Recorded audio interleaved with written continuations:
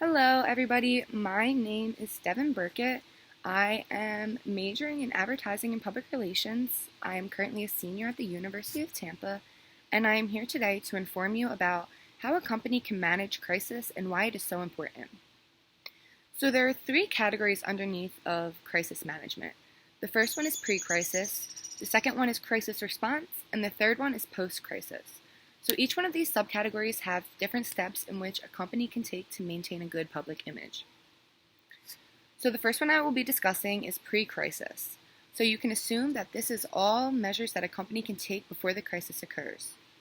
First and foremost, a company or an organization should have a public relations team who specializes in crisis management.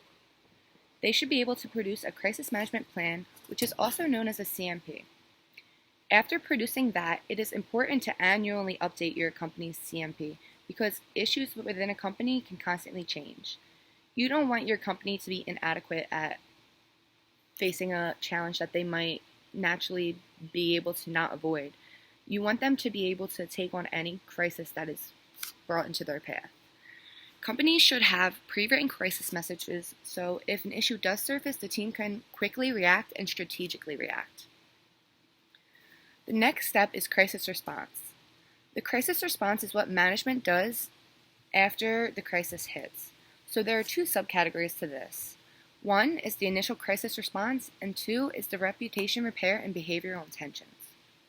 So if the organization having the crisis does not speak to the news or media, other people will happily talk to the media. This creates a little bit of wiggle room for your company to get light shed onto them that might not be positive to them. It leaves time for people to not tell the truth and to be very dishonest about your company, reflecting it in a bad way. So this inaccurate information can lead to an attack to your organization. As a result, crisis managers must have a quick response. A quick response shows that your company is in control, and it's actively trying to reconcile any damage done to the company's name and build brand equity. The news medias are drawn to crises and useful way to reach a wide array of publics quickly. So it is logical that crisis responses have become devoted to media relations. Crisis managers should express concern and sympathy for any of the victims that were brought into any kind of negative affiliation because of this crisis. Doing so, it lessens the reputational damage. And last, but certainly not least, is steps in which a company follows during the post-crisis phase. This is the most important phase of all crisis management. There is an important follow-up communication that is absolutely required. First, crisis managers often promise to provide additional information during the crisis phase. So therefore, the crisis manager must deliver these informational promises or risk losing the trust of publics wanting the information. Secondly, the organization needs to release updates on the recovery process, corrective actions in which they are taking, and investigation of the crisis. That each company should always tell the audience that there will be an investigation occurring.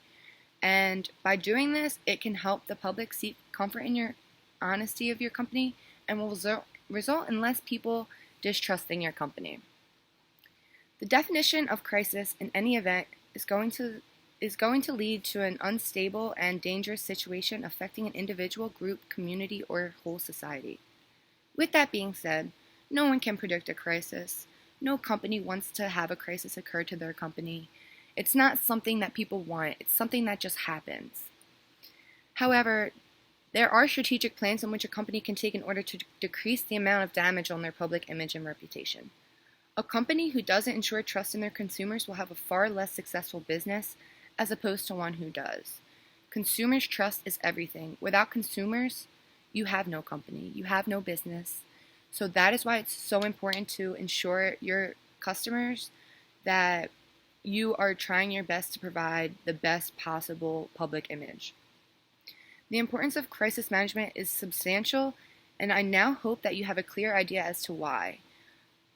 And thank you so much for listening.